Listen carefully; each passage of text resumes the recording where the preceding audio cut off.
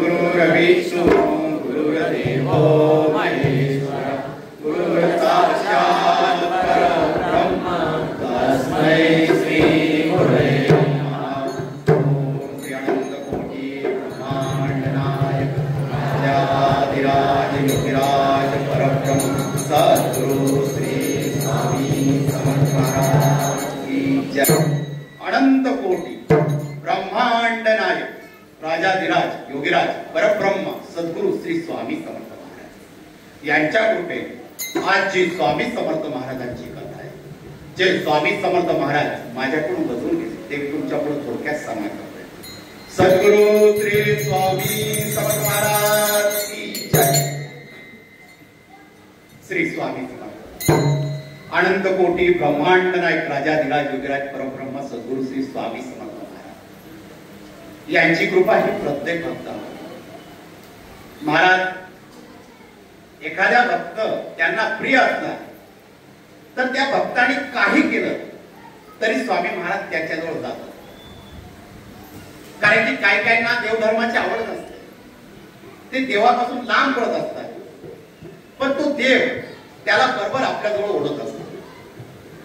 प्रत्येकाच्या आयुष्यात वेगवेगळ्या घटना घडत असतात आणि महाराज यांच्या लीला हे चालू असतात।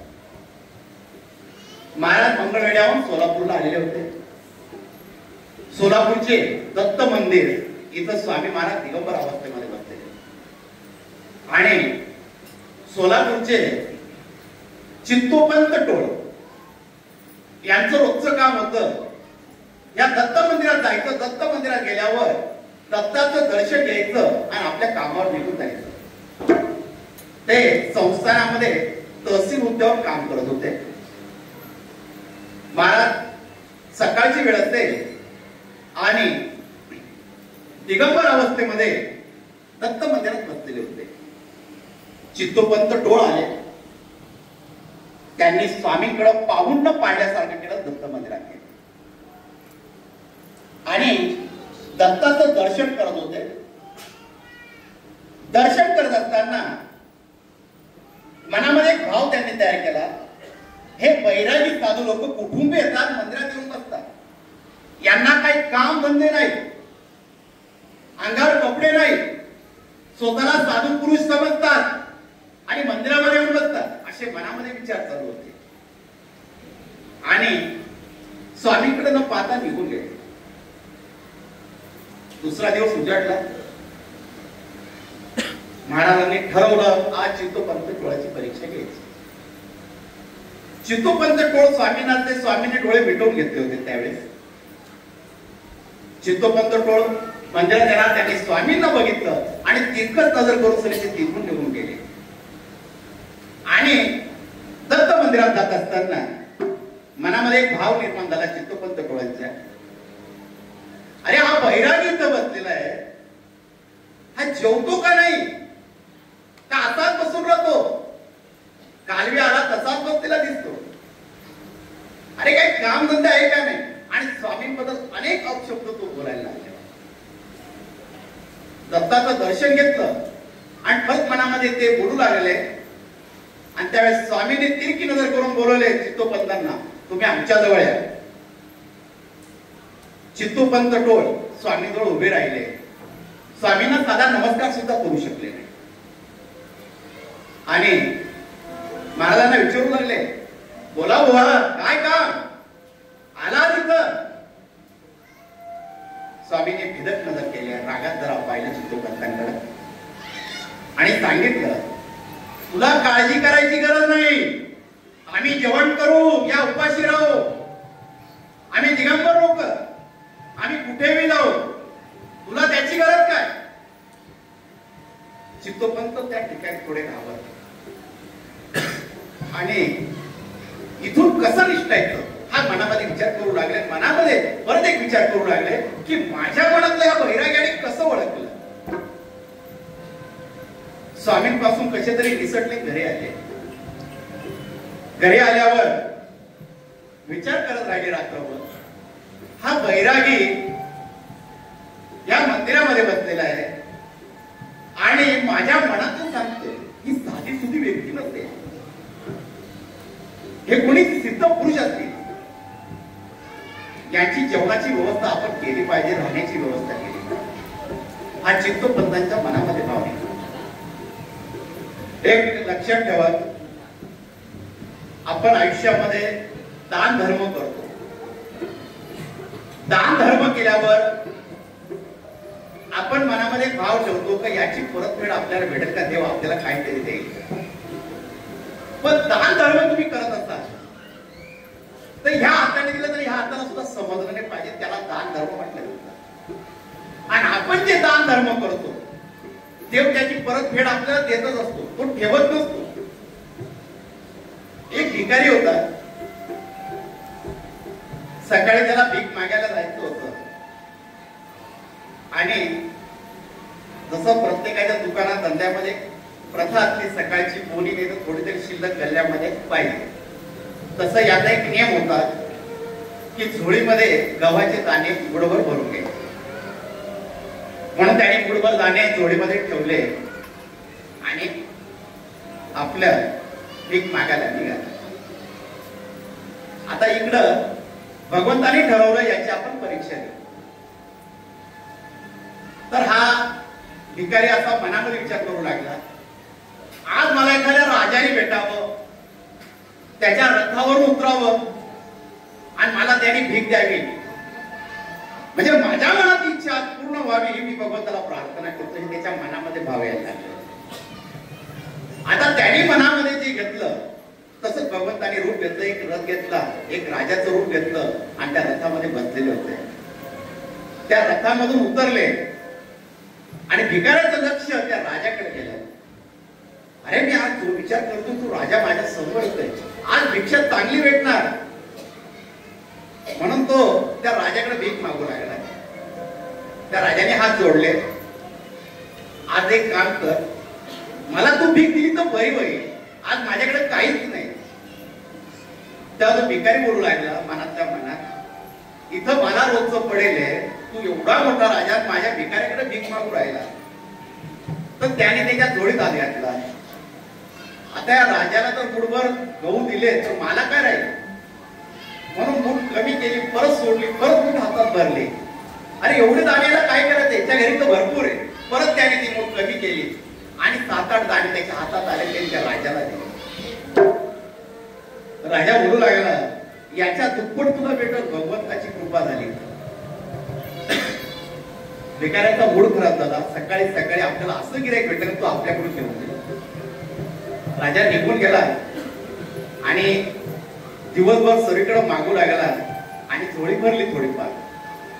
घरी आला आणि बायकोला सांगू लागला की सकाळी सकाळी एक राजा आला, तो माझ्याकडून भीक मागत. सकाळी जी बोनी होती ती माझी खराब झाली, म्हणून तो झोळीतलं धान्य बाजूला करू लागला. आणि धान्य बाजूला करत असताना त्याने गहू बाजूला केले, त्याच्या 7-8 दाणे त्याला सोन्याचे दिसले, गव्हाचे. त्याने ते बाजूला केले, त्याच्या लक्षात आले एवढे दाणे ते तू राजाला दिले होते, त्याची परतफेड मला एवढी भेटली. पण त्याच्या मनामध्ये विचार येऊ लागला, तर त्यावेळेस जर मी मुठभर दाणे त्या राजाला दिले असते तर मला मुठभर दाणे सोन्याचे मिळाले असते. त्याला पश्चाताप भेटला. म्हणून एक लक्षात ठेवा, ज्या वेळेस तुम्ही दान द्याल तर ते भोपळे हाताने करा, ते परतफेड आपल्यापर्यंत येणारच आहे. कारण तुम्ही जेवढं दान धर्म कराल त्याची परतफेड भगवंत आपल्याला करतच असतो. पण दान करत असताना ते कोणाला सांगत नका जाऊ की मी याला इतकं दान केलं, मी हे दिलं, मी ते दिलं. जे द्यायचं ते मनापासून आणि कोणाला न सांगता गुप्त दान त्याला म्हटलं जातं. जशी ती भिकाऱ्याची परिस्थिती झाली तशी आपली व्हायला नको. आपण मन मोकळं दान केलं तर भगवंत त्याची परतफेड करत असतो. तसा हा चित्तोपंत टोळांच्या मनात येऊ लागलं होतं की ह्या वैराग्याला आपण जेवणाची सोय केली पाहिजे. सकाळ होती, महाराज परत बसलेले होते त्याच अवस्थेमध्ये. चित्तोपंत टोळ दत्त मंदिरात गेले, दत्ताचं दर्शन घेतलं आणि बाहेर निघायला लागले तेव्हा स्वामी महाराज परत बसले. अरे चित्तोपंत, आमची काळजी तुम्ही करू नका, आमची काळजी करायला आम्ही समर्थ आहोत, आम्ही दिगंबर आहोत. तुम्ही आमची जेवणाची काय व्यवस्था करणार. चित्तोपंत जवळ आले आणि बोलू लागले, हा महाराज, तुम्हाला जेवायला भेटत नाही, रोज तुमची जेवणाची व्यवस्था अशी करावी अशी माझी मनाची इच्छा आहे. चल मग, आजपासून मी तुझ्या घरी राहायला निघतो, तुझ्या घरी राहणार, तुझ्या घरीच जेवणार आणि तिथेच राहणार. चित्तोपंताने डोक्याला हात, अरे मी याला जेवण आणून देणार, आता माझ्या घरी येणार, पण महाराजांकडून बोलता येत नाही. कंटाळलेल्या अवस्थामध्ये त्यांनी स्वामींना सांगितलं, चला. आता स्वामींना घरी आणलं, मनामध्ये परत शंका निर्माण झाली, हा बैरागी कोणत्या जातीचा ना पातीचा, याला मी घरामध्ये आणणार, याच्या मांडीला लावून मला जेवायला बसावं लागणार. नाही, एक काम करू, आपण ह्या बैराग्याला एकटेच जेवायला बसू, आपण नंतर बसू आणि त्याचं जेवण झाल्यावर ती जागा आपण सारून काढून नंतर आपण तिथं बसू. अशा मनामध्ये असंख्य विचार येऊ लागले. चित्तोपंताच्या पत्नीने जेवणाचं पान स्वामींना वाढलं आणि चित्तोपंत स्वामींना बोलू लागले, महाराज जेवण करून घ्या. महाराज उठले आणि त्या घरातून चालते झाले. चित्तोपंतांना समजलं नाही स्वामी का निघाले, ते त्यांच्या मागे निघाले. महाराज जेवण करून घ्या, कुठे चालला? अरे तू श्रेष्ठ पुरुष आहे, तुझ्या पंक्तीबरोबर बसण्यास आम्ही योग्य नाही, आम्ही अदृश्य पुरुष आहोत, आमचा स्पर्श झाल्यावर तू नाश होशील, अरे कशाला आमच्या सोबत बसतो? चित्तोपंतांना त्यांची चूक समजू लागले. जे मी मनामध्ये विचार करतो तुझ्या स्वामींबद्दल, हे पुढे साधे सुधे पुरुष नाही, आता त्यांना पश्चाताप होऊ लागलेला. स्वामी समोर आले आणि पहिल्यांदा त्यांनी स्वामींजवळ डोळे भरून आले होते चित्तोपंतांचे, काय आपण स्वामींसोबत कसं वागतो. जेव्हा आपल्याला भगवंताचं नामस्मरण माहित नसतं, भगवंताचे विषय माहित नसतात, कोणता विषय आपल्याला माहित नसतो, त्यावेळेस आपण सुद्धा अशीच निंदा करत असतो कोणत्याही व्यक्तीची. आणि जेव्हा त्याचं महत्व आपल्याला समजतं त्यावेळेस सुद्धा आपल्याला असा पश्चाताप येतो. तसा चित्तोपंत टोळांना पश्चाताप झालेला होता आणि त्या हात जोडून स्वामी जवळ होते, स्वामींना विनंती करत होते, स्वामी क्षमा करावं, चुकलो मी, तुमच्याबद्दल अशब्द माझ्या मनामध्ये येत होते, स्वामी मला वाईट विचार येत होते, मी क्षमा मागतो महाराज, मला क्षमा करा. हा ब्रह्मांड नायक एखाद्या भक्तावर दयाळू झाला तर तू त्याला काय देऊन टाकायला सांगताय? कारण की स्वामी महाराज तसं पाहिलं तर रागेल, कारण की स्वामी पुढं बोलणं एक साधी गोष्ट, सामान्य भक्तामध्ये तेवढी शक्ती नव्हती की तो स्वामी पुढे बोलू शकेल. आणि ते चित्तोपंत स्वामी समोर बोलताय त्यावेळेस स्वामींना दया आली, त्याने स्वामीने चित्तोपंतांना क्षमा केलं आणि त्यावेळेस ते चित्तोपंतांच्या घरी जेवण करू लागले.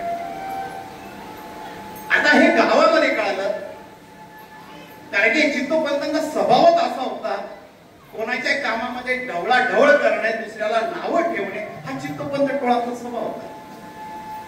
आता हा गावामध्ये विषय झाल्यावर, अरे चित्तोपंत टोळ सारखा माणूस त्या स्वामींना शरण गेलेला आहे, ती काही साधी व्यक्ती नाहीये, म्हणून लोक रोज स्वामीच्या दर्शनाला येऊ लागले. आणि त्यावेळेस सोलापूरमध्ये दुष्काळ पडलेला होता, पाण्याचे हाल होऊ लागले होते. त्या गावातल्या लोकांना वाटू लागलं की स्वामींना जर आपण विनंती केलं तर काही ना काही मार्ग नक्की निघेल. गावातील सगळे लोक स्वामी जवळ आले, चित्तोपंत बसलेले होते, स्वामी महाराज बसलेले होते. आता चित्तोपंत यांना वेळ होत होती, यांना संस्थानामध्ये 11 वाजेपर्यंत पोहोचायचं होतं, कारण कलेक्टर साहेब तिथे येणार होते. कारण ते तहसील उद्यावर असल्यामुळे जर आपण तिथे लेट होतो, कलेक्टर आले तर आपल्याला कामावरून काढल्या जाईल, त्यांच्या मनात भीती होती. म्हणून ते स्वामींना घाई करत होते, मी जातो, पण स्वामी महाराज मुद्दाम चित्तोपंत टोळांना बसून ठेवत होते. आणि चित्तोपंत टोळ म्हणून आले पत्नीला, तू स्वामींना जेवण देऊ टाक, मी पहिले जाऊन येतो संस्थान. स्वामी महाराज बोलले, चित्तोपंत टोळ तुम्ही माझ्यासोबत आज जेवण करायचं. आता स्वामी सोबत जेवणाला बसायचं, पण लक्ष सर्व संस्थानात लागलेलं होतं. काय करावं, वेळ वाया चाललेली होती. 11 वाजेचा पुरं वेळ होत चालले की 12 वाजत गेले. महाराजांनी जेवायला बसले, गावातील लोक तिथे आले. महाराजांचं जेवण झालं. चित्तोपंत टोळ यांची दडदड वाढत चालली होती. संसारात नाही पोहोचत तर आपली नोकरी जाऊ शकते.